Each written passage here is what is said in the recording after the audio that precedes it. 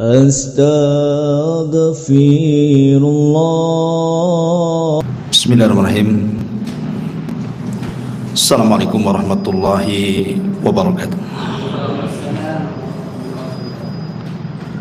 Alhamdulillah wassalatu wassalamu ala rasulillah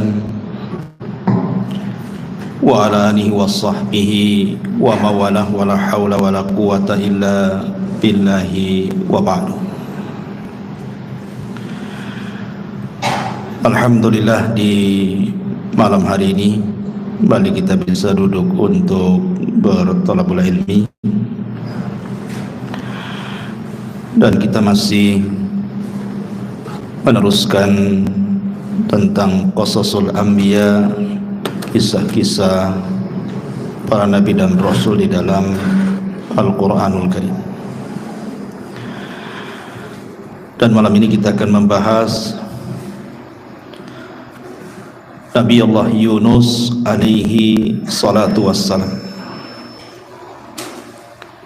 Bagaimana kisahnya Nabi Yunus alaihi salatu wassalam, di mana satu-satunya nabi yang seluruh kaumnya beriman, tidak ada yang kufur. Itulah kaumnya Nabi Yunus alaihi salatu wassalam.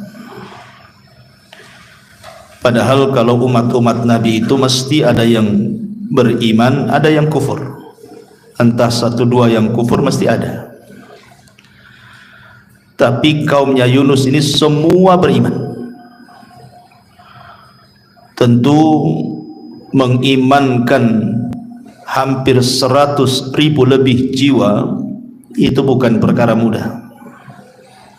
Tentu Nabi Yunus alaihi salatu wassalam penuh perjuangan untuk mendakwahkan dakwah tauhid kepada mereka, sehingga diakhiri dengan hidayah Allah subhanahu wa ta'ala masuk ke dada-dada seluruh kaum Nainawa, kaumnya Yunus alaihi salatu wassalam.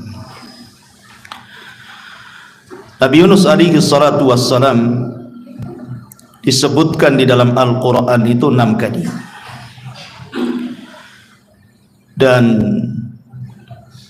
2 kali disebutkan dengan sifatnya.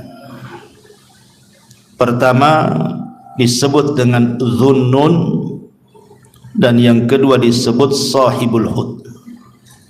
Nun itu artinya ikan, Hud juga artinya ikan. Adapun nasab beliau, Nabi SAW menyebut dengan sebutan Yunus ibn Matta, dan menjadi khilaf para ulama siapa Matta ini. Ada yang mengatakan Matta itu artinya ibunya. Jadi hanya ada 2 nabi dari seluruh nabi-nabi itu yang dinasabkan kepada ibunya. Satu Isa ibnu Maryam, dan yang kedua Yunus ibn Matta. Ini satu pendapat. Tetapi pendapat yang rajih wallahu alam, sebagaimana disebutkan oleh Abul Faraj Al-Imam Ibnu Jauzi rahimahullahu ta'ala, bahwa Matta itu bukan ibunya tetapi bapaknya. Dan Matta sendiri adalah keturunan daripada Ya'qub alaihi salatu wassalam. Berarti Yunus ini adalah nabi dari nabi-nabi Bani Israel.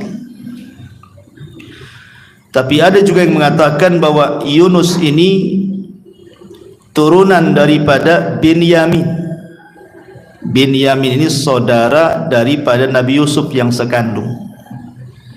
Maka turunannya sampai kepada Nabi Allah Yunus ibn Matta alaihi salam. Adapun tempat diutusnya, Nabi Yunus alaihi salatu wassalam diutus ke sebuah kota namanya Mosul. Kalau sekarang disebut Mosul, bahasa Arabnya disebut Musil. Di situ ada daerah namanya Nainawa.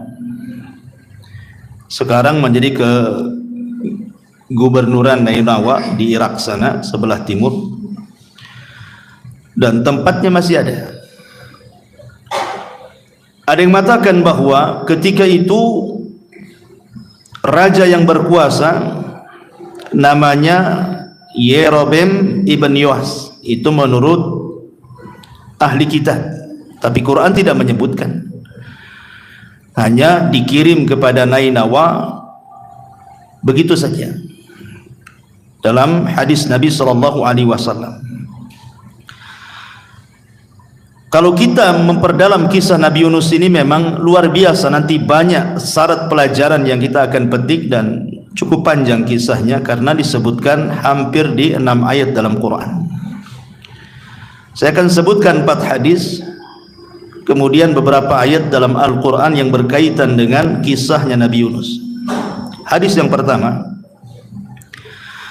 hadis ini dikeluarkan oleh Imam Bukhari dan Muslim dari Abdullah ibn Abbas radhiyallahu anhuma.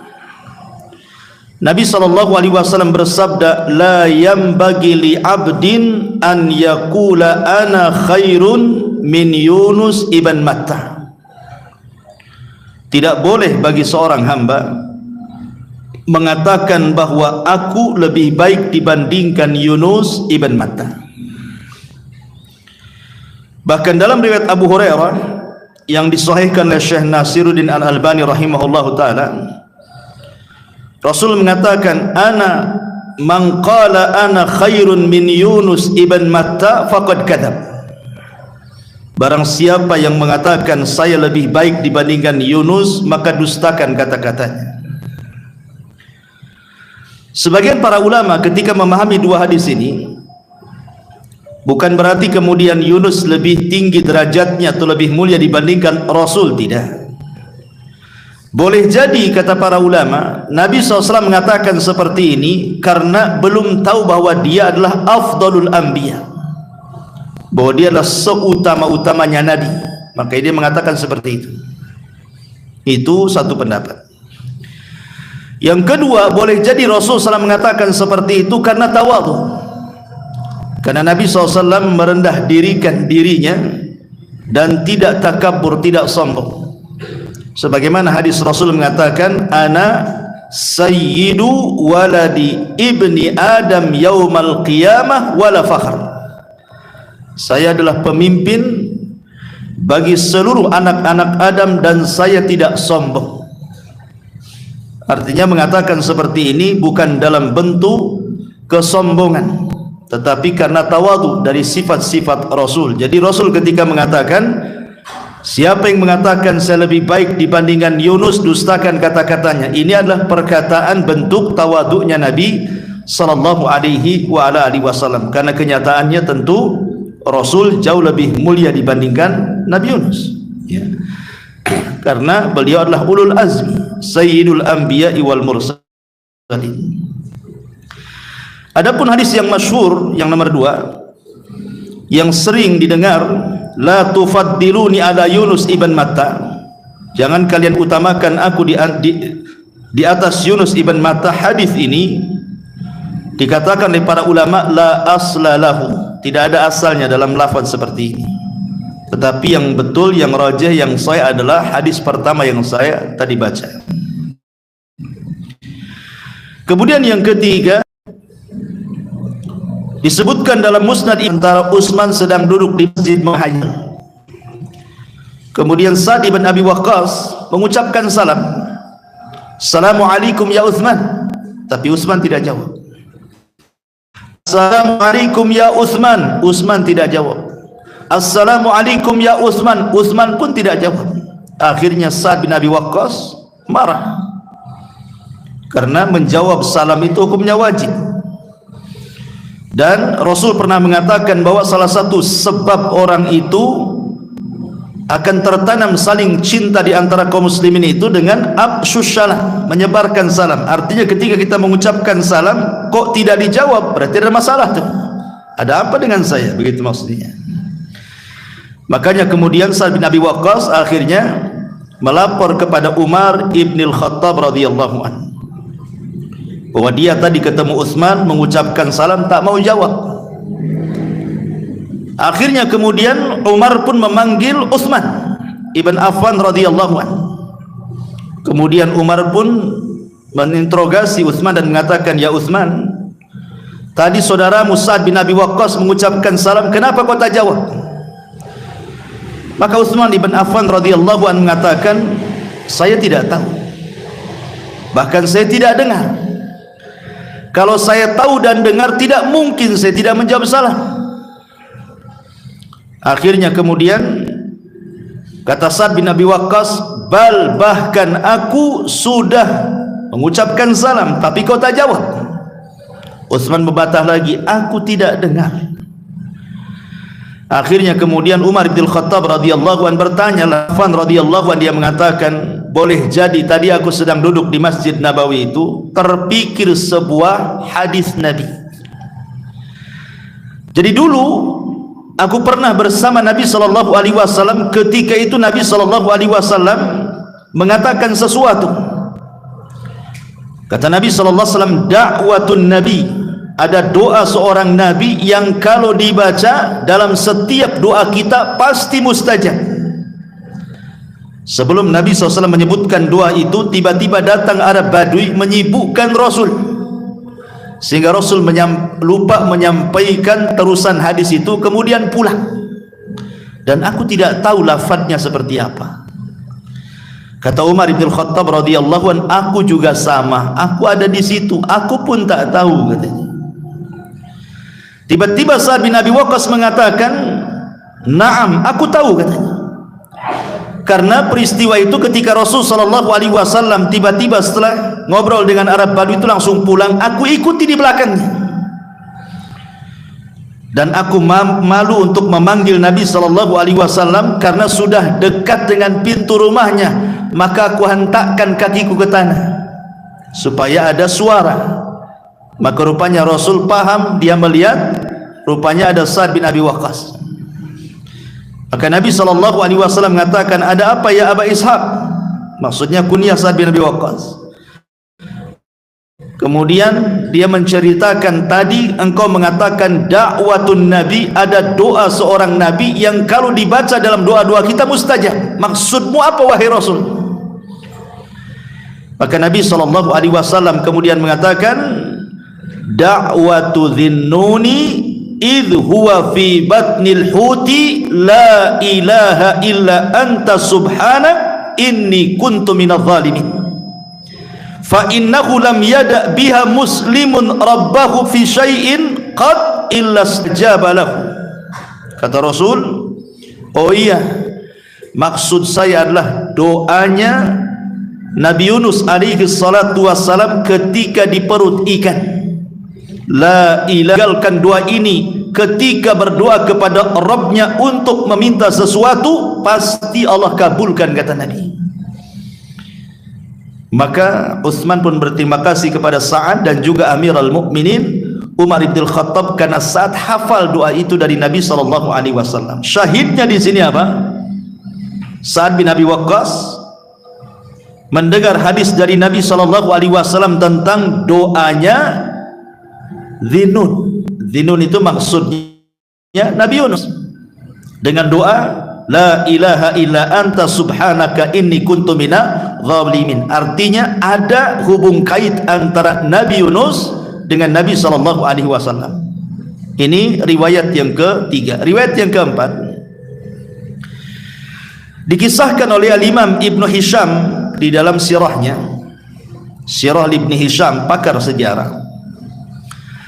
Jadi ketika Nabi sallallahu alaihi wasallam tidak bisa lagi berdakwah di Mekah, karena ketika itu Abu Talib sudah meninggal, Khadijah pun juga sudah meninggal, dan tahun meninggal keduanya disebut Amul Hazni, tahun kesedihan. Maka Rasul pun kemudian berusaha berdakwah di tempat lain. Berangkatlah Rasul ke Taif. Rupanya di Taif pun kurang lebih sambutan penduduk Taif juga kurang lebih dengan penduduk Mekah. Mereka pun kasar kepada Rasul. Anak-anak justru menanam duri, perempuan mencaci maki, laki-laki melempar batu, dan begitu seterusnya. Sampai Rasul harus lari 1 mil bersama Zaid ibn Harithah, sebuah kebun kurma. Kebun kurma ini yang punya adalah Utsbah dan Syaibah. Rasul istirahat di kebun kurma itu bersama Zaid ibn Harithah dengan luka di badan. Tiba-tiba kemudian Utbah dan Syaibah ini merasa kasihan. Lah Utbah dan Syaibah ini punya budak namanya Addas. Addas ini bukan orang musyrik, dia orang Nasrani. Dia jadi budaknya Utbah dan Syaibah. Jadi Utbah dan Syaibah ini meminta kepada Addas, wahai Addas, saya kasihan dengan orang itu, maksudnya Rasul dan Zaid ibn Harithah, bawakan makanan ini kepada dia. Akhirnya Addas pun membawa makanan dari Utbah dan Syaibah untuk Nabi dan Zaid ibn Harithah. Ketika Nabi SAW memakan makanan itu, tiba-tiba Nabi SAW mengatakan Bismillah, menyebut nama Allah. Kemudian juga mengucapkan salam juga kepada Addas. Addas ini heran, karena setahu dia di Mekah itu tidak ada orang yang membahasakan seperti itu. Semua penyembah berhala, sementara dia kan Nasrani. Sehingga kemudian Addas ini bertanya, bagaimana engkau bisa mengucapkan kalimat itu kepada Rasulullah? Tapi Rasulullah SAW balik tanya kepada Addas, siapa namamu dan dari mana asalmu? Maka Addas mengatakan, saya Addas dan saya dari Nainawa, dari Irak. Ketika Nabi SAW mendengar bahwa Addas itu dari Nainawa, dari Irak, maka Nabi mengatakan, bukankah Nainawa itu adalah tempat akhi saudaraku? Kemudian Rasul mengatakan, dialah tempat saudaraku Yunus ibn Matta. Kagetlah Addas ini, karena Addas ini orang Nasrani. Kisah tentang Yunus itu masyhur di Nainawa sana. Kenapa orang ini tahu kisahnya? Kemudian Rasul menceritakan tentang Nabi Allah Yunus alaihi salatu wassalam di hadapan Addas. Makin takjub lagi Addas. Kemudian Addas mengatakan, kok kamu tahu kisah itu wahai Tuan? Maka Rasul mengatakan, ya, karena saya Nabi dan Yunus ibn Matta saudaraku juga Nabi. Tiba-tiba Addas kemudian memeluk Rasul, mencium kening dan hampir mencium kaki Nabi SAW. Utbah dan Syaibah dari kejauhan khawatir, kok bisa baru ketemu kok kepengaruh gitu ya. Jadi panggillah kemudian Addas ini, kemari. Kemudian kata Utbah dan Syaibah ini mengatakan, la yasrifuka an dinika fa inna dinaka khairun min dinihi. Hei Addas, jangan kau ganti agamamu, kata. Agamamu lebih baik dibandingkan agama orang itu, kata. Syahidnya di sini apa? Nabi SAW menceritakan kisah Nabi Yunus di hadapan Addas, dan di sini tersebut tempat dakwah Nabi Yunus, Nainawa, Irak. Berarti ada hubung kait antara Nabi Yunus dengan Nabi SAW. Ini riwayat-riwayat yang sahih, yang masyhur tentang Nabi Yunus dalam hadis-hadis Nabi SAW. Baik, ini ditinjau dari hadis. Sekarang masuk pada ayat. Masyaallah muslimin yang dimuliakan Allah Azza wa Jalla. Allah Subhanahu wa taala menyebutkan kisah Nabi Yunus ini di beberapa surat dalam Al-Qur'an, di antaranya An-Nisa ayat 163, kemudian Al-Anbiya ayat 87-88, kemudian As-Saffat ayat 139 dan 148, dari 139 dan 148, kemudian surah Yunus sendiri ayat 98, kemudian Al-Qalam ayat 48 sampai 50, dan yang terakhir surah Al-An'am ayat 84 sampai 86. Inilah 6 surat yang mengkisahkan tentang kisah Nabi Yunus alaihi salatu wassalam. Pertama surah An-Nisa ayat 163. Allah Subhanahu wa taala mengatakan, inna auhayna ilaika kama auhayna ila Nuhin wan nabiyina min ba'di wa auhayna ila Ibrahim wa Ismail wa Ishaq wa Yaqub wal asbat wa Isa wa Ayyub wa Yunus wa Harun wa Sulaimana wa atayna Dawuda zabura. Sungguh kami telah mewahyukan kepada wahai Muhammad sebagaimana kami telah mewahyukan kepada Nuh dan nabi-nabi setelahnya, dan kami telah mewahyukan pula kepada Ibrahim, Ismail, Ishak, Ya'qub dan seluruh cucu-cucunya, Isa, Ayub, Yunus, Harun, Sulaiman, dan kami telah memberikan kepada Daud satu kitab Zabur.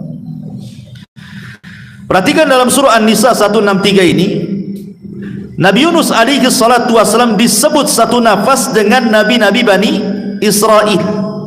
Dan saya sudah katakan di mukaddimah, dari sini kita tahu bahwa Nabi Yunus itu satu di antara nabi-nabi Bani Israel.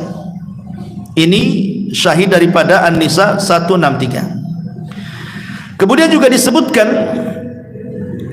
di dalam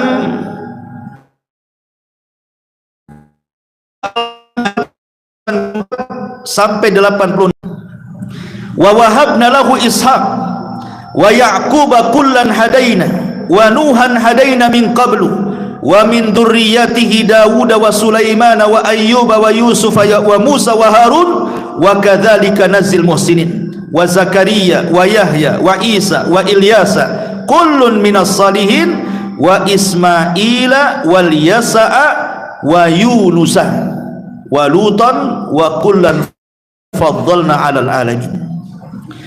Dan kami telah menganugerahkan Ishak dan Yakub kepadanya, kepada keduanya masing-masing telah kami berikan petunjuk, dan kepada Nuh sebelum itu juga telah kami berikan petunjuk, dan kepada sebagian dari keturunan Nuh yaitu Daud, Sulaiman, Ayub, Yusuf, Musa dan Harun.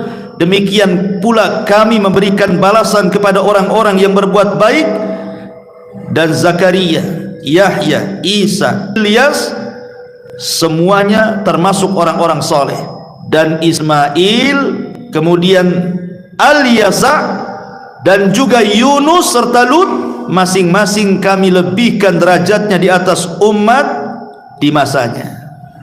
Di sini pun tersebut kalimat Yunus dan dimasukkan dalam deretan nabi-nabi Bani Israel.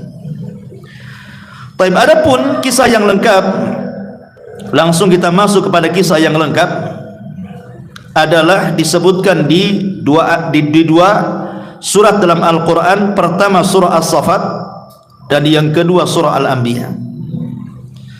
Kita masuk pada surah Al-Anbiya ayat 87 sampai 88. Disinilah dimulai kisahnya Nabi Yunus. Baik, Allah Subhanahu wa taala mengatakan, wa dhannuni idh dhahaba mughadiban fa dhanna an lan naqdira alayhi fanada fi dhulumati an la ilaha illa anta subhanak inni kuntu minadh dhalimin fastajabna lahu wa najjaynahu minal ghammi wa kadzalika nunjil mu'minin. Dan ingatlah kisah Dhunnun. Dhunnun maksudnya pemilik ikan. Dhu itu pemilik, nun itu artinya ikan. Tapi yang dimaksud di sini adalah Yunus alaihi salatu wassalam, sebutannya adalah Dhunnun. Ketika dia pergi dalam keadaan marah, lalu dia menyangka bahwa kami tidak akan menyulitkan kehidupannya, maka dia berdoa dalam keadaan yang sangat gelap. Tidak ada Tuhan selain Engkau, Maha Suci Engkau, sungguh aku termasuk orang-orang yang zalim. Maka kami kabulkan doanya dan kami selamatkan dia dari kedukaan, dan demikianlah kami menyelamatkan orang-orang yang beriman. Kemudian lanjutannya dalam surah As-Saffat, wa inna Yunusa laminal mursalin idh abaqa ilal fulqil mashhun fasahama fakana minal mudhadin faltaqamahul hud wa huwa mulim falaula annahu kana minal musabbihina lalabitha fi batnihi ila yaumi yub'atsun fanabadnahu bil ara wa huwa sakin wa ambatna alaihi syajaratan min yaqtin wa arsalnahu ila mi'ati alfin aw yazidun fa amanu famatta'nahum ilahin.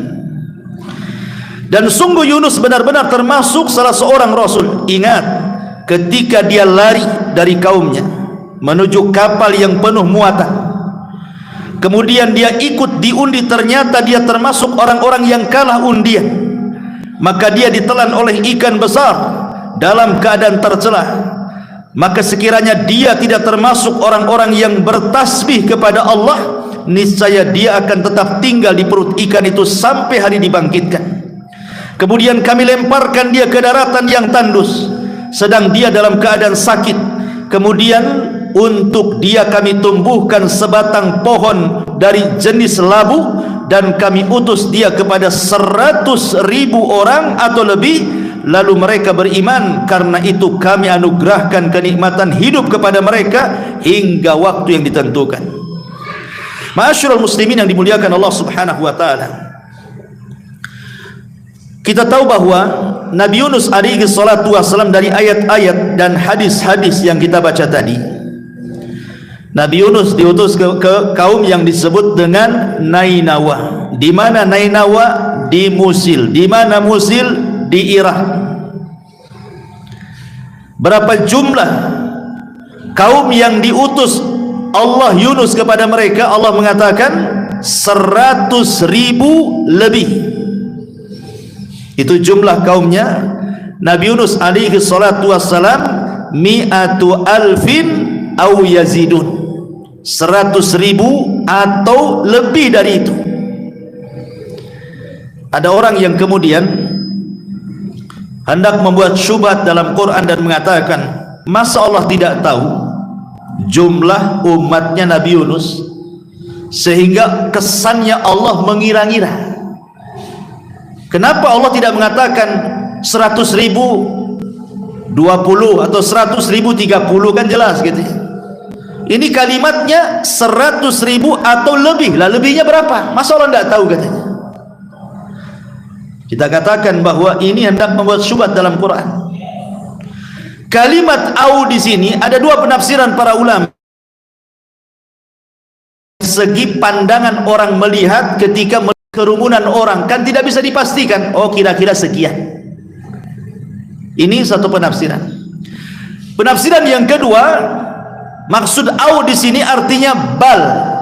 Bal itu artinya bahkan dalam bahasa kitanya. Jadi 100.000 bahkan lebih, itu maksudnya. Ada yang mengatakan lebihnya itu maksudnya 20.000, ada juga yang mengatakan 30.000, ada yang mengatakan 40.000. Jadi umatnya Nabi Yunus itu 120.000, ada yang mengatakan 130.000, ada yang mengatakan 140.000 umat. Lah Yunus diutus kepada umat sebanyak itu.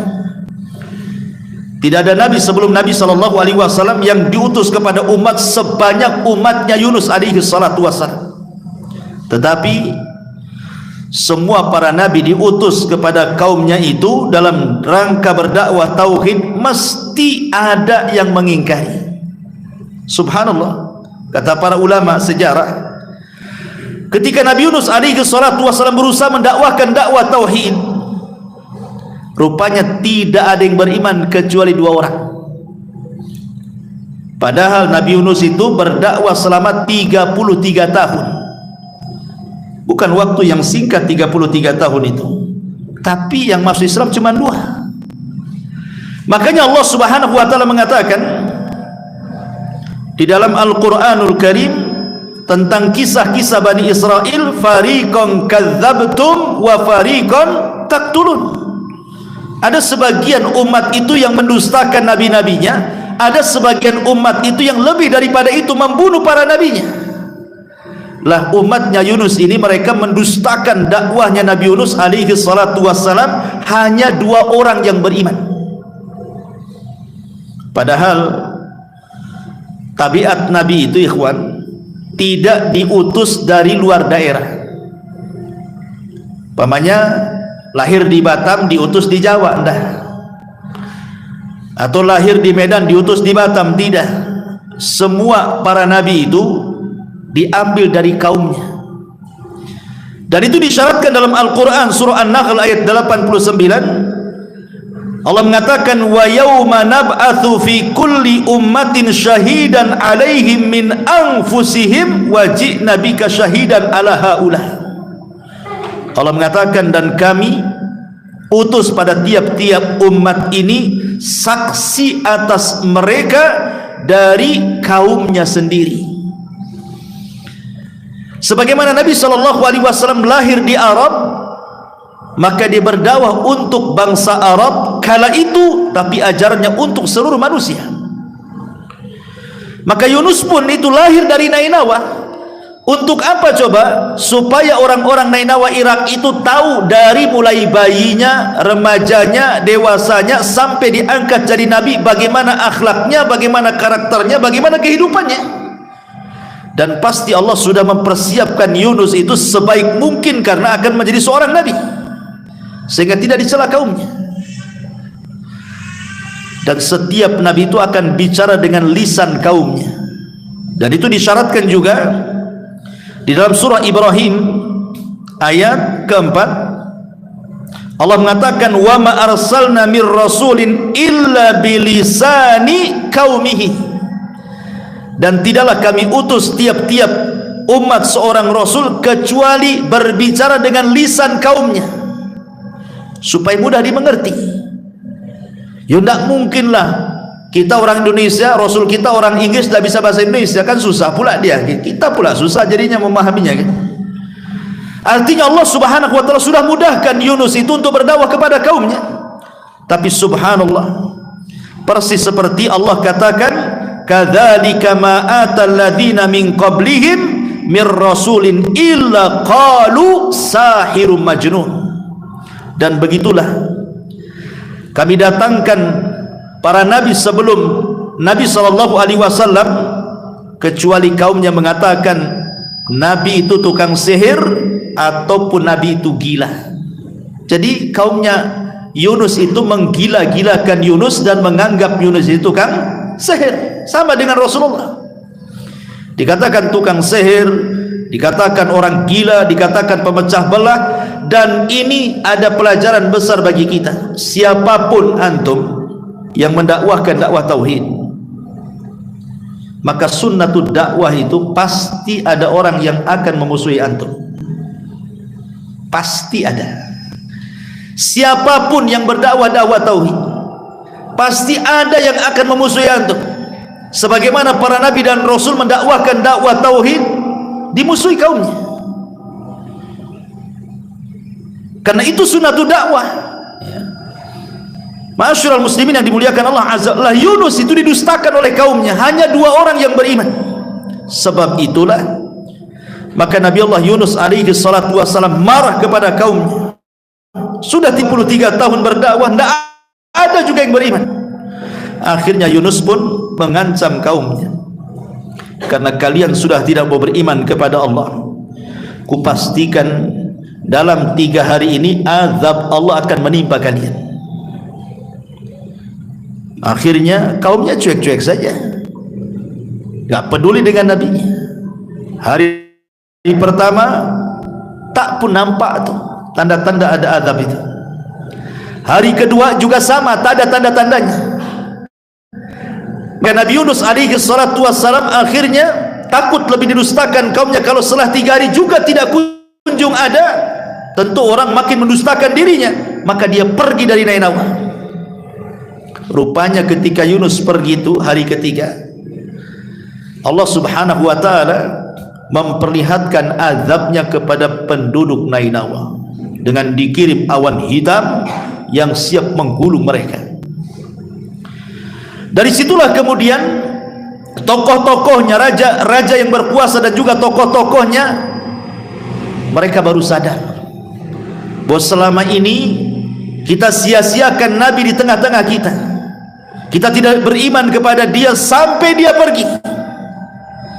Dan sekarang Allah tunjukkan azab itu sudah ada tanda-tandanya. Akhirnya sang raja memerintahkan seluruh rakyat Nainawa yang berjumlah 100.000 lebih itu untuk bertobat kepada Allah subhanahu wa ta'ala, beriman kepada syariat Yunus alaihi salatu wassalam. Sementara Nabi Yunus tidak tahu, dia kan sudah pergi. Kalau kaumnya sudah beriman, gitu masalahnya. Ma'asyiral muslimin yang dimuliakan Allah Azza wa Jalla, dari sini ada persoalan bahwa iman itu terbagi menjadi dua.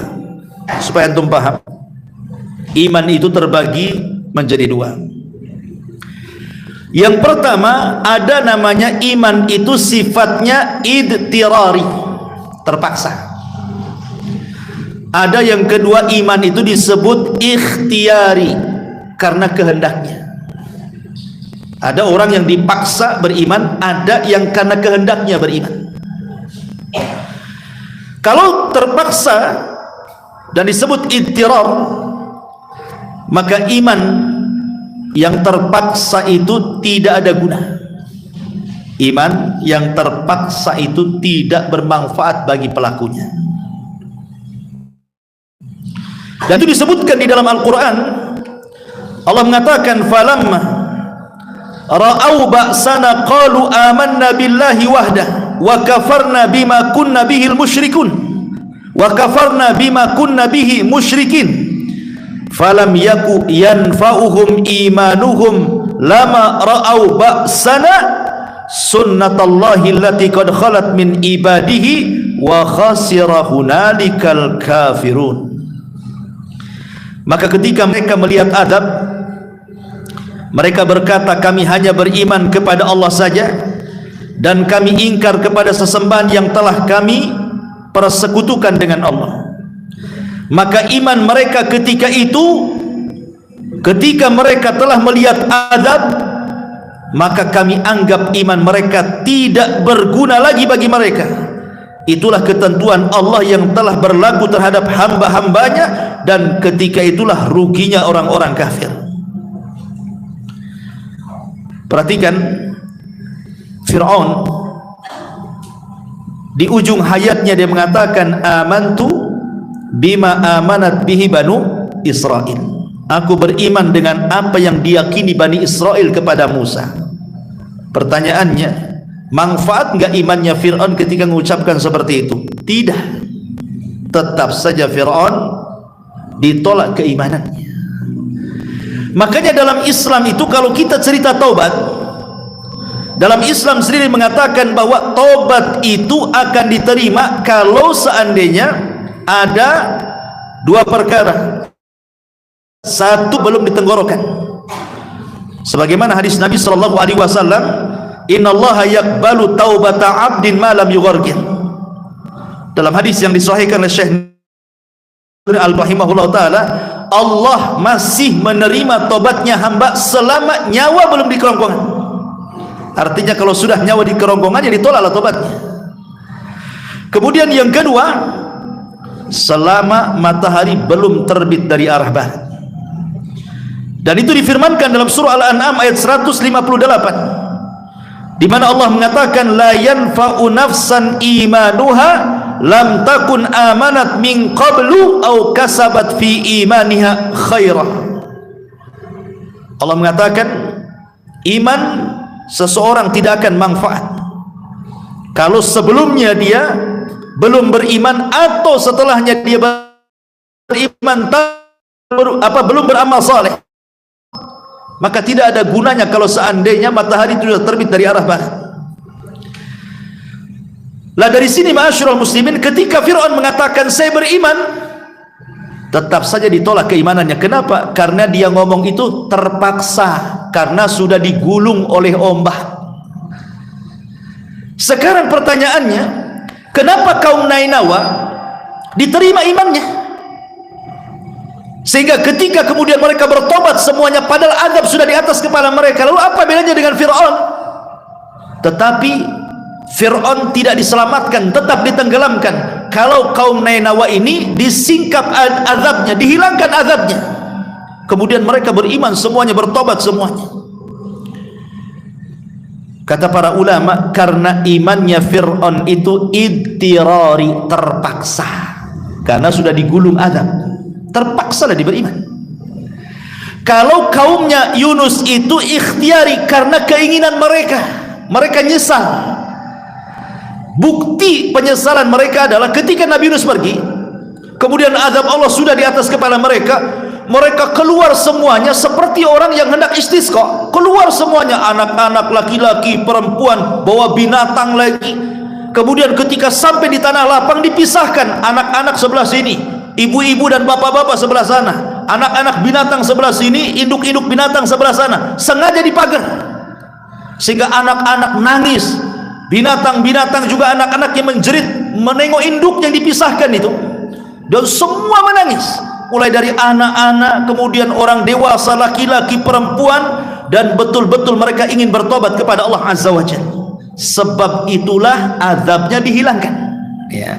Berarti keimanan penduduk Nainawa itu bukan terpaksa, tapi karena ikhtiar, keinginan mereka ingin tobat, makanya mereka diterima. Dari sini Allah katakan di dalam Al-Quranul Karim ketika menjelaskan tentang tobatnya penduduk Nainawa ini, apa firman-Nya? Allah mengatakan dalam surah Yunus 98, falaula kanat qaryatun amanat fanafa'aha imanuha illa qauma Yunus lamma amanu kashafna anhum adzabal khizyi fil hayatid dunya wa matta'nahum ilahin. Maka mengapa tidak ada penduduk satu negeri pun yang beriman lalu imannya itu bermanfaat kepada mereka selain kaumnya Yunus. Ketika mereka kaum Yunus itu beriman, kami hilangkan dari mereka azab yang menghinakan dalam kehidupan dunia, dan kami beri kesenangan kepada mereka sampai waktu yang ditentukan. Akhirnya semua kaum Nainawa yang 100.000 lebihnya bisa 20.000, 30.000, 40.000, semua beriman. Tidak ada satupun kaum yang beriman semuanya kecuali kaum Nainawa. Kalau sebelumnya nabi-nabi adalah yang beriman, ada enggak gitu ya. Nabi SAW saja ada yang beriman, ada yang enggak kan gitu. Abu Jahal tak beriman, Abu Lahab enggak beriman, bahkan orang terdekatnya Rasul Abu Thalib tak beriman juga. Tapi kaum Nainawa ini semua beriman. Ajaib gitu ya. Ma'asyiral muslimin yang dimuliakan Allah Subhanahu wa taala. Ketika mereka beriman itu, Nabi Yunus tidak tahu, karena dia sudah pergi masalahnya, pergi dalam posisi marah dia. Makanya tadi Allah Subhanahu wa taala katakan wa dzannun, dan Nabi Yunus alaihi salatu wassalam, Dhunnun itu idzahaba mughadiba, dia pergi dalam kondisi marah. Ma'asyiral muslimin yang dimuliakan Allah Azza wa Jalla, marah itu kadang-kadang perlu. Sebagaimana Nabi SAW dikisahkan oleh Aisyah radhiyallahu anha ummul mukminin, apa kata Rasulullah? Kata Aisyah radhiyallahu anha, ma daraba Rasul sallallahu alaihi wasallam syai'an qad biyadi wala imra'ah wala imra'atan wala khadiman illa an yujahida fi sabilillah. Rasul itu tidak pernah memukul dengan tangannya sedikit pun, baik kepada istri-istrinya ataupun kepada pembantu-pembantunya, kecuali dalam rangka jihad. Kalau dalam jihad dia harus mengayunkan pedang lah. Kemudian kata Aisyah di ujung hadis, ya, dia mengatakan wa manila minhu syai'un qad fayantakimu min sahibihi illa an yantahika syai'un min maharimillah fayantakimu lillahi azza wajalla. Dan Rasul tidak pernah marah untuk membalas sesuatu dengan kemarahannya, kecuali kalau di hadapan ada orang-orang merobek kehormatan Allah. Kalau ada orang-orang yang merobek kehormatan Allah, melanggar yang diharamkan Allah Subhanahu wa taala, di sini Rasul marah. Rasul marah. Makanya ketika ada seorang wanita dari Bani Mahzumah, wanita ini anak pejabat, mencuri ketahuan. Kemudian orang-orang dari Bani Mahzum mengatakan, cobalah seseorang datang kepada Rasul, janganlah, dia kan wanita mulia, anak pejabat, masa mau dihukum dipotong tangan, kasihanlah dia. Akhirnya orang-orang ini mengatakan, coba kalau kalian datangi Usama bin Zaid. Bukankah Usama bin Zaid itu sahabat yang paling dicintai Nabi karena dia anak daripada Zaid ibn Harithah, anak angkatnya.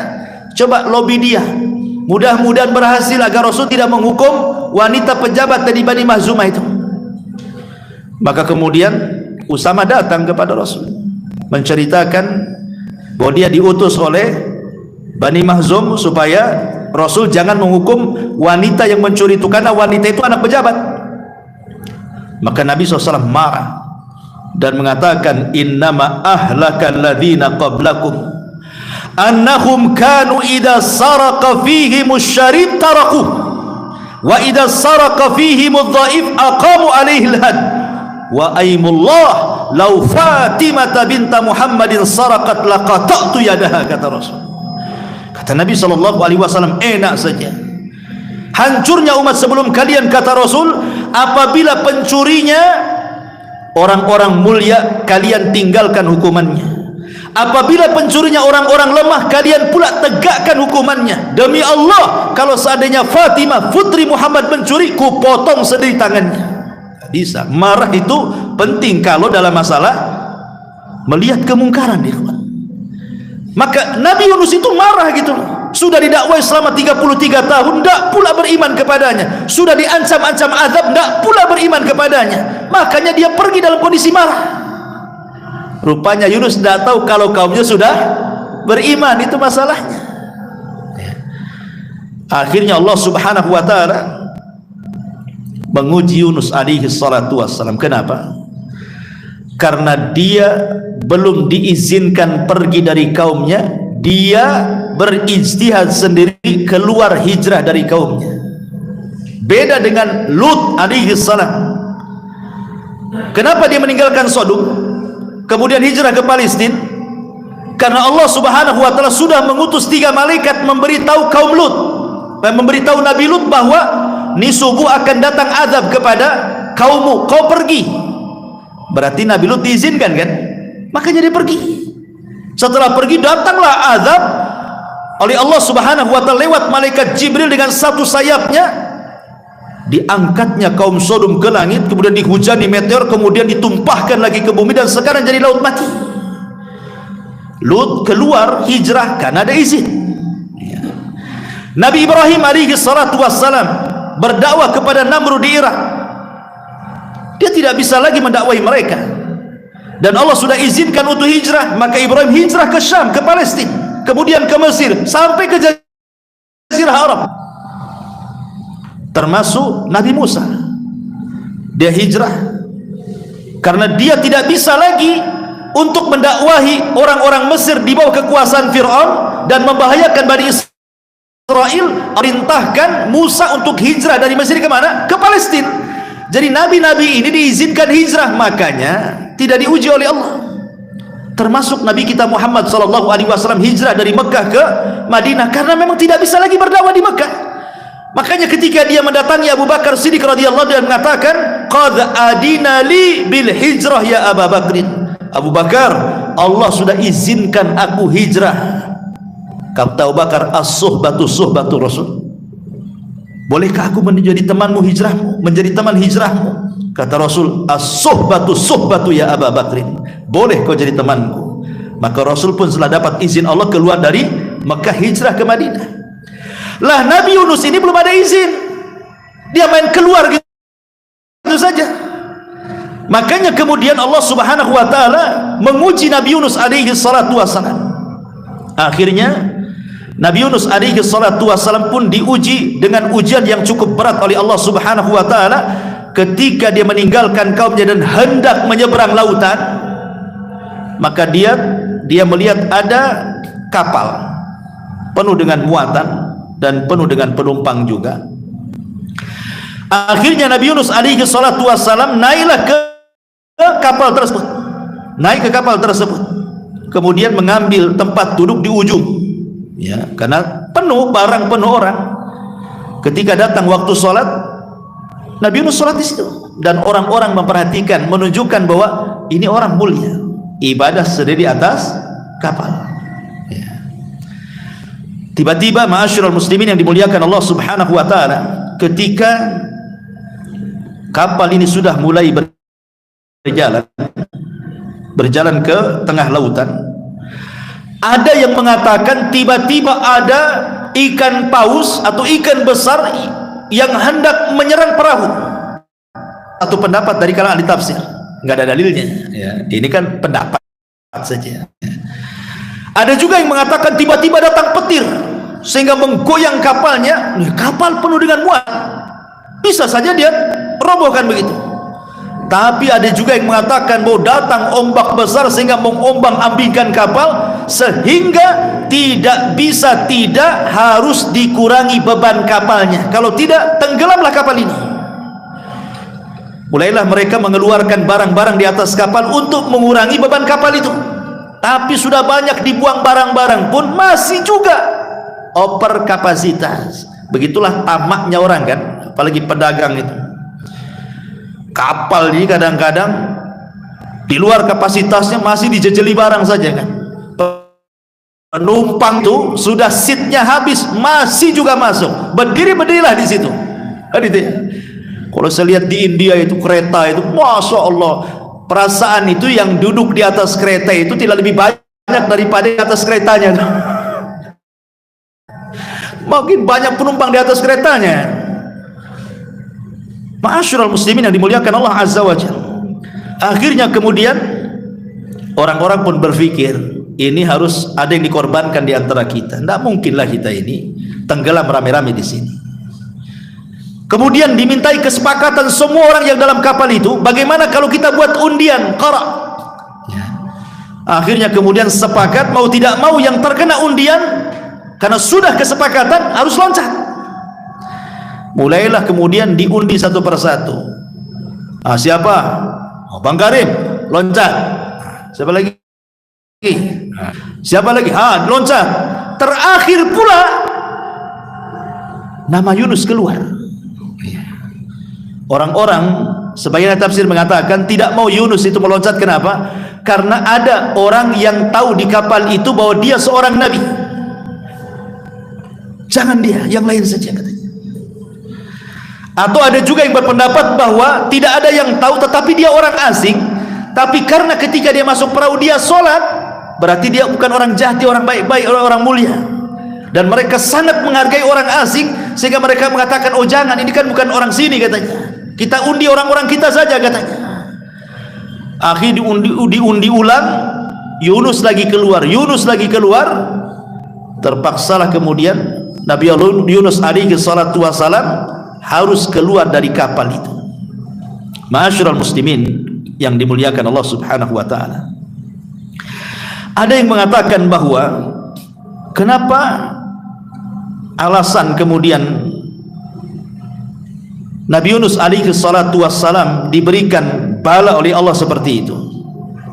Tadi kita sudah sebutkan satu alasannya. Karena Yunus meninggalkan kaumnya tanpa izin dari Allah Subhanahu wa taala, sehingga dia harus masuk ke dalam perut ikan. Tapi ada juga yang mengatakan bahwa Allah ingin pertunjukan ketika Yunus melemparkan dirinya ke dalam perut ikan, bahwa dia ada seorang nabi, memiliki mukjizat, bahwa dia tidak akan apa-apa dengan perut ikan itu. Dengan diambil oleh ikan itu nggak akan mati dia, dan itu bentuk mukjizatnya. Ada juga yang mengatakan Allah ingin memberitahu tentang kudrah dan iradahnya, kebesaran Allah Subhanahu wa taala. Allah mampu mengutus ikan besar, kemudian melahap Nabi Yunus, kemudian mengeluarkan kembali dan tidak ada cacat sedikit pun, tetap hidup dan sehat bugar gitu ya. Ada juga yang mengatakan Allah hendak mentarbiyah Nabi Yunus supaya makin kokoh lagi dengan keimanannya, sehingga harus diuji dulu, dan ujiannya adalah dengan cara ditelan ikan tadi.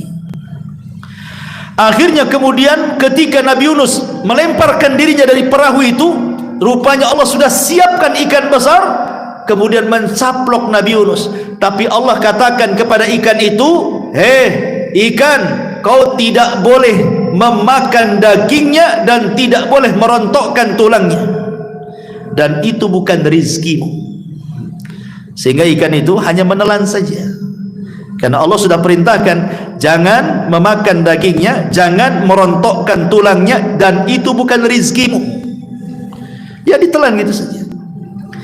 Bahkan ada sebagian ahli tafsir mengatakan ikan yang makan Nabi Yunus dimakan ikan lebih besar lagi, ikan dalam ikan lagi. Bayangkan, jadi ikan ini makan Nabi Yunus, datang lagi ikan, dicaplok lagi ikan yang makan ikan Nabi Yunus itu. Dari sinilah kenapa Allah Subhanahu wa taala mengatakan wa nada fi dzulumat, pakai jama', dan Nabi Yunus berdoa kepada Allah dalam kegelapan-kegelapan. Zulumat jama' artinya Yunus masuk dalam 3 kegelapan. Kegelapan di perut ikan, kegelapan di dasar laut, kegelapan di tengah malam. Masuk ikan itu ke dalam dasar bumi, ke dalam dasar lautan itu. Ma'asyiral muslimin yang dimuliakan Allah Azza wa Jalla, berapa lama Yunus ini di perut ikan itu, dan apa yang dimakan sehingga dia tidak mati di dalamnya? Sebagian ahli tafsir, sebagaimana disebutkan Imam Ibnu Katsir di dalam tafsirnya, membawakan beberapa pendapat para ulama. Di antaranya ada yang mengatakan Nabi Yunus itu tinggal di perut ikan arba'ina yauman, 40 hari. Dan ini pendapat Sa'id ibn Abil Hasan al-Basri. Kemudian yang kedua, ada juga yang mengatakan sab'ata ayamin, wakila thalathata ayam. Ada yang mengatakan tidak sampai 40 hari. Nabi Yunus itu hanya 7 hari atau 3 hari. Dan ini pendapat Imam Atha dari Ja'far As-Sadiq. Ada juga yang mengatakan Nabi Yunus alaihi salam itu di perut ikan, dia masuk di waktu duha, ditelan di waktu duha gitu ya. Kemudian di waktu ketika tenggelam matahari dilepehkan sama ikan. Jadi hanya 1 hari saja, tidak sampai 40 hari, apalagi 7 ataupun 3 hari, cuma sehari saja. Wallahu alam, tidak ada dalil yang jelas masalah ini, kan ijtihad. Tetapi yang masyhur dari kalangan para ulama hanya 2 pendapat. Dimakan di waktu duha, dilepehkan di sore hari, dan juga pendapat yang mengatakan 3 hari di perut ikan, itu yang masyhur. Ya, di perut ikan itu 3 hari. Lalu apa yang dimakan 3 hari pun kalau di perut ikan dasar lautan? Kalau tidak makan ya gemetar juga lah kita. 1 hari antum tak makan ya gemetar. Makan makanan yang dimakan ikan yang dalam perutnya ya nggak ada cerita juga itu. Artinya wallahu alam, yang jelas Allah buat Nabi Yunus itu hidup di dalam perut ikan. Bahkan ketika Nabi Yunus alaihi salatu wasallam di perut ikan itu, dia sadar dia itu hamba Allah yang sudah bermaksiat kepada Allah Azza wa Jalla. Akhirnya ketika dalam perut ikan itu, dia berjanji dalam perut ikan itu dia akan membuat tempat khusus untuk sujud, buat masjid dalam perut ikan itu. Dan dia mengatakan, aku akan jadikan perut ikan sebagai masjidku, sehingga tidak ada manusia yang pernah sujud di dasar lautan kecuali aku, katanya. Maka Nabi Yunus pun kemudian bertasbih dalam perut ikan. Makna tasbih itu artinya sholat. Nabi Yunus itu sholat di perut ikan. Kenapa? Nabi SAW dikisahkan oleh Jabir bin Abdullah radhiyallahu anhu, kana Nabi SAW idza hajabahu amrun fazi'a ila salah. Rasul itu kalau ada masalah yang tidak bisa keluar, maka sebagai penyelesaiannya Rasul langsung salat. Dari sini Allah katakan wasta'inu bis sabri wassalah, mintalah pertolongan dengan sabar dan salat. Artinya kalau antum ada masalah, dan semua kita pasti ada masalah, maka minta masalah ini diselesaikan oleh Allah Azza wa Jalla, karena dia yang mengirim masalah, dia yang akan mengurai masalah. Caranya gimana? Sholat, berdoa dalam sholat agar masalah kita cepat diselesaikan. Itu yang dilakukan Nabi Yunus alaihi salatu wasallam dalam kegelapan. Maka Yunus alaihi salatu wasallam di dalam 3 kegelapan itu, dia berusaha meminta pertolongan kepada Allah Azza wa Jalla dengan cara apa? Bertasbih. Awalnya Yunus ini ragu-ragu, mungkinkah Allah mendengar tasbih dia sementara dia berada di perut ikan di dasar lautan di tengah malam? Tapi Allah perdengarkan tiba-tiba tasbihnya penduduk laut yang ada di dasar laut. Tiba-tiba Yunus mendengar tasbihnya batu, tasbihnya ikan, macam-macam bertasbih. Dari sayup-sayup kedengaran orang ada makhluk yang bertasbih. Ya, karena Allah mengatakan wa im min kulli syai'in illa yusbihuna bihamdi. Tidak ada satupun yang Allah ciptakan di permukaan bumi kecuali semua makhluknya bertasbih kepada Allah. Tetapi kan kita tidak tahu bagaimana tasbih mereka. Tapi Yunus diperdengarkan. Maka sejak dia diperdengarkan tasbih itulah, maka dia pun kemudian berdoa dan bertasbih kepada Allah Subhanahu wa taala, la ilaha illa anta subhanaka inni kuntu minadh dhalimin. Subhanallah. Nabi Yunus alaihi salatu wasallam tidak berdoa tapi berzikir. Nabi Yunus tidak mengatakan ya Allah tolong aku, selamatkan aku, tidak.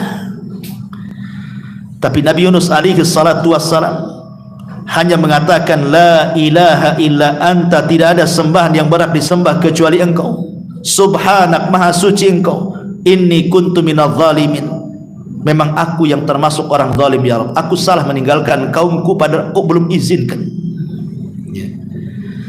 Lihat bagaimana orang-orang yang ingin bertobat, tirulah tobatnya Nabi Yunus alaihi salatu wassalam. Kalau kita ada masalah ikhwatu fiddin, harusnya kita ini introspeksi, dosa apa yang sudah kita lakukan.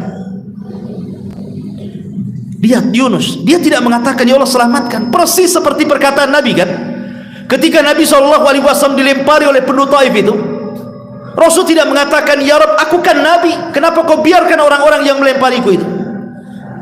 Beginikah balasan seorang Nabi ya Rabb, harus dilempari batu? Tidak, Rasul tidak mengatakan seperti itu. Sama dengan Yunus juga mengatakan ya Rabb aku loh sudah 33 tahun berdoa, begini rupanya balasannya, kau telankan aku di perut ikan. Tidak juga Yunus mengatakan seperti itu. Tetapi dua Nabi yang mulia ini Rasul mengatakan hanya innama ashku dha'fa quwwati, ya Allah hanya aku menjadikan kau aduanku dalam setiap kelemahanku. Kemudian Rasul mengatakan illam takun alayya sakhatun fala ubali, kalau orang-orang Taif yang melempari aku itu bukan bentuk azabmu, aku enggak peduli ya Rabb. Mereka mau melempari, mau mencaci maki, terserah, yang jelas itu bukan azab yang kau kirimkan. Maka harusnya seperti itu. Jadi tidak ada mengeluh dalam kehidupan ini kan. Jadi kalau ada masalah cepat mengadu kepada Allah, kalau ada masalah cepat mengadu kepada Allah. Ini kalau ada masalah, masya Allah, tasakhut, Allah pula bukan jadi tempat aduan, Allah pula menjadi tempat sasaran celaan orang itu. Si aku aja ya Rabb yang miskin itu, kok si fulan pula tak miskin-miskin katanya. Si anakku saja yang sakit, kenapa anak orang itu sehat-sehat katanya. Allah pula jadi sasaran, objek celaan kita yang mendapatkan ujian, padahal ujian itu untuk mengangkat derajat kita sebenarnya kalau orang itu paham. Lah Nabi Yunus ini mengajarkan sebuah pelajaran luar biasa juga. Apa itu? Man istajala qabla awanih uqiba bihirmani, barang siapa yang bersegera untuk mendapatkan sesuatu belum waktunya, maka Allah akan hukum dengan diharamkan keinginannya. Contoh, anak ingin dapat waris orang tuanya, lama kali bapak ini mati nih, kasihlah racun di kopi, mati bapaknya. Dapat waris? Tidak, karena kaidahnya siapa yang bersegera ingin mendapatkan sesuatu belum waktunya, justru diharamkan keinginannya, warisnya haram selamanya, gak dapat dia. Contoh yang kedua, ada orang ngebet ingin kawin, nampak nih wanita yang saya cintai dah cerai sama suaminya nih, ini kesempatan lagi, saya lamar dia. Tapi wanita itu kan baru diceraikan, belum habis masa idah, harusnya tunggu dulu masa idahnya baru nikahi. Ini enggak, karena sudah ngebet, udah cerai belum, udah bang 2 hari, besok kita kawin katanya. Kawin, justru tidak sah perkawinannya. Kenapa? Karena dia menikah di waktu wanita itu belum keluar idahnya. Berarti hukumannya apa? Ketika dia nekat nikah, maka selamanya diharamkan wanita di sampai kiamat. Kenapa? Man istajala qabla awanih uqiba bihirmani. Kalau tergesa-gesa ingin mendapatkan sesuatu belum waktunya, justru diharamkan keinginannya. Artinya bahwa Yunus ini tergesa-gesa, makanya kemudian diberikan ujian.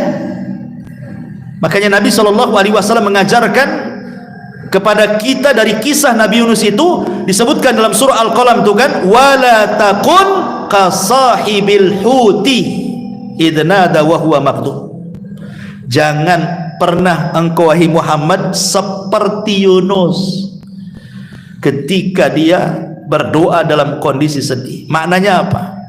Nabi Yunus belum hijrah, tiba-tiba hijrah sendiri. Jangan seperti Yunus. Kamu ada waktu hijrahnya nanti. Jangan tergesa-gesa, gitu maksudnya. Jadi sesuatu itu pun al-ajalatu minasyaitan, kata Rasul. Tergesa-gesa itu dari setan. Maka jangan tergesa-gesa. Nanti datang juga waktunya. Ma'asyiral muslimin yang dimuliakan Allah Azza wa Jalla. Kemudian juga pelajaran lain apa? Ini juga pelajaran yang luar biasa dari Yunus alaihi salatu wassalam ketika di perut ikan itu. Apa itu? Nabi Yunus alaihi salatu wassalam bertasbih di perut ikan. Yang tasbihnya itu terdengar sampai ke langit. Disebutkan dalam hadis dhaif, tapi hadis dhaif. Para malaikat di langit itu mendengar ada suara sayup-sayup dari dasar lautan. Sehingga satu malaikat dengan malaikat yang lain itu saling bicara. Kayaknya kita semua kenal lah suara itu. Itu suara siapa itu? Maka Allah mengatakan itu suara Yunus ibn Matta. Maka malaikat kasihan dengan Yunus, meminta syafaat kepada Allah agar Allah menolong Nabi Yunus ini. Makanya dengan syafaatnya para malaikat, akhirnya Allah tolong dan Allah selamatkan Nabi Yunus. Sebenarnya bukan syafaat malaikat, tetapi Nabi Yunus itu mengajarkan kepada kita tentang amalan sirriyah, amalan yang tidak ada yang tahu kecuali dia dengan Allah subhanahu wa ta'ala. Siapa yang tahu Nabi Yunus dalam perut ikan bertasbih? Mau riak sama siapa? Ketika itu belum ada handphone, kecuali Nabi Yunus bawa handphone ke dalam perut ikan selfie, mungkin ya. Nggak ada handphone di zaman itu. Mau riak sama siapa di perut ikan, dasar lautan lagi, di kegelapan malam lagi. Jadi murni dia ikhlas lillahi ta'ala. Dia sujud bertasbih, la ilaha illa anta subhanaka inni kuntu minadh dhalimin. Kata para ulama, di antara manfaat amalus sir, amal yang tidak terang-terangan, yang tahu hanya kita dengan Allah saja, salah satunya adalah daf'ul bala, bahwa Allah subhanahu wa ta'ala akan mencegah adanya bahaya yang akan menimpa kita, dan kita bisa keluar dari bahaya itu. Contohnya apa? Seperti kisah Ashabul Ghar. 3 orang yang masuk ke dalam gua, tiba-tiba batu datang menutup pintu gua, tidak bisa keluar orang ini. Mereka mengatakan matilah kita di sini, katanya. Akhirnya tiga-tiganya azam untuk bertawasul dengan amalus sir, amal-amal rahasia yang tahu hanya mereka dengan Allah saja, dengan birrul walidain, dengan sedekah dan amanah, dan dengan menjaga kehormatan. Tiba-tiba batu menggelinding dan mereka bisa keluar. Ya, sama dengan Nabi Yunus ini. Dia melakukan amalus sir di dalam perut ikan, akhirnya Allah selamatkan. Makanya pentinglah dalam hidup kita ini ada amalan-amalan yang tidak ada yang tahu kecuali Allah saja. Gunanya apa? Di saat kita lagi kesulitan, kita bertawasulah dengan amalan itu. Ya Rabb, dulu aku pernah sholat malam, gak ada yang tahu kecuali aku saja, dan aku ikhlas. Aku lagi susah nih ya Rabb, tolong. Kan enak ya. Tapi masalahnya, amalan mana di antara amalan kita yang tersembunyi, ikhwan? Semua tampak masalahnya. Sholat kalau bisa orang tahu, sedekah kalau bisa orang muji, gitu ya. Haji kalau bisa orang tahu, kemudian disebut Pak Haji, Bu Haji, dan begitu seterusnya. Kayaknya amalan kita ini maunya itu dibicarakan.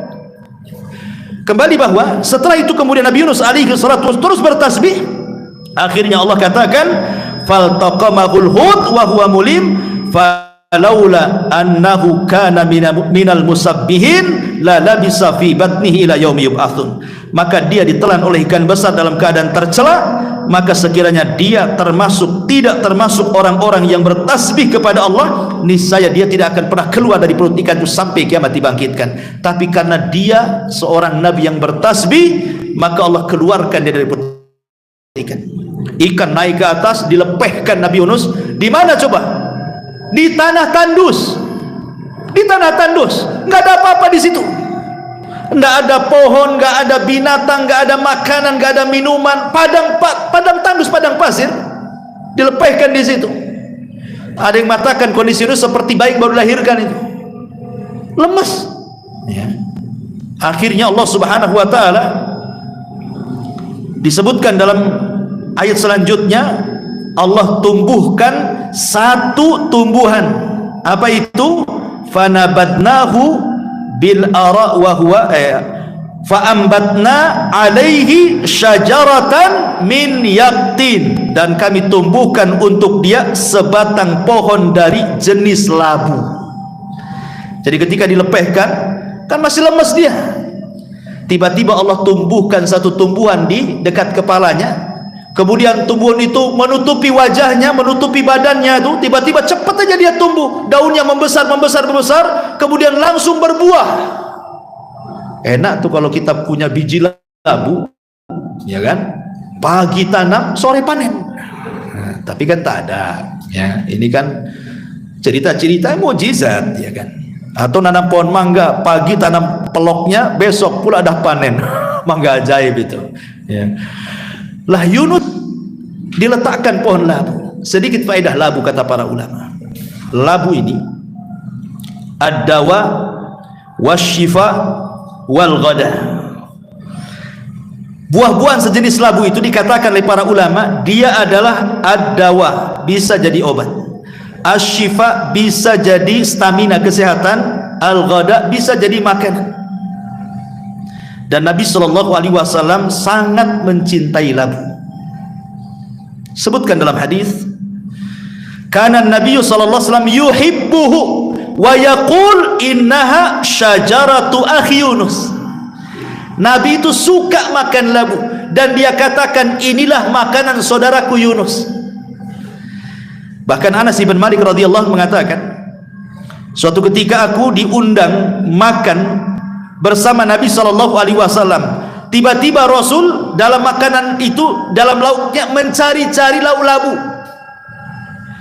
Dan Anas memperhatikan, ya, rupanya Rasul suka labu. Sejak itulah kata Anas, aku disukakan labu karena Rasul suka dengan labu. Gak tahu antum suka labu atau enggak nih? Nabi suka. Kenapa? Ada yang mengatakan bahwa labu ini bermanfaat. Kalau di Arab sana, Rasul itu selalu mencampurkan makanan labu dengan kurma. Jadi makan bareng-bareng tuh, labu, kurma langsung dimakan. Kenapa? Karena kurma itu membawa panas, labu itu membawa dingin. Jadi kalau makan kurma terus-terusan di musim panas, tensi darah naik. Tapi kalau makan labu terus-terusan di musim dingin, tensi darah merendah. Bisa darah rendah, datang penyakit darah rendah akhirnya. Ketika mencampurkan yang panas dan dingin, stabilah itu tekan darah itu. Itu dari segi kesehatan. Lah kenapa kemudian labu itu dikatakan oleh para ulama asyifa wad dawa wal ghada? Dia obat, stamina dan makanan. Itu pula yang ditumbuhkan di samping Nabi Yunus itu. Makan labu dia. Makanya setelah makan ada tenaga. Ketika itulah maka Nabi Yunus alaihi salatu wassalam, pertama dia berjumpa dengan penggembala kambing. Kemudian dia cerita, akhirnya penggembala kambing ini menceritakan tentang kisah Nainawa, bahwa mereka sudah beriman semuanya. Senanglah Yunus. Maka Yunus pun kemudian kembali ke Nainawa, terus mengokohkan keimanan Nainawa yang jumlahnya 100.000, ada yang mengatakan 100.000 dan bahkan lebih-lebihnya bisa 20.000, 30.000, 40.000, semua beriman kepada Allah, dan Allah berikan nikmat yang melimpah kepada kaum Nainawa kala itu. Sampai akhirnya Allah takdirkan Nabi Yunus meninggal dunia.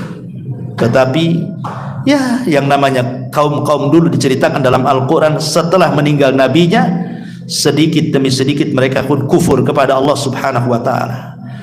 Maka setelah mereka kufur, Allah utus lagi seorang nabi setelah Yunus alaihi salatu wassalam. Siapa nabinya? Ya tunggu minggu depan. Wallahu alam. Ini yang bisa sampaikan. tentang kisah Nabi Yunus alaihi salatu wassalam. Mudah-mudahan banyak pelajaran yang kita petik dari kisah ini. Subhanakallahumma bihamdika asyhadu an la ilaha illa anta astaghfiruka wa atubu ilaik. Allahu ta'ala alam. Assalamualaikum warahmatullahi wabarakatuh.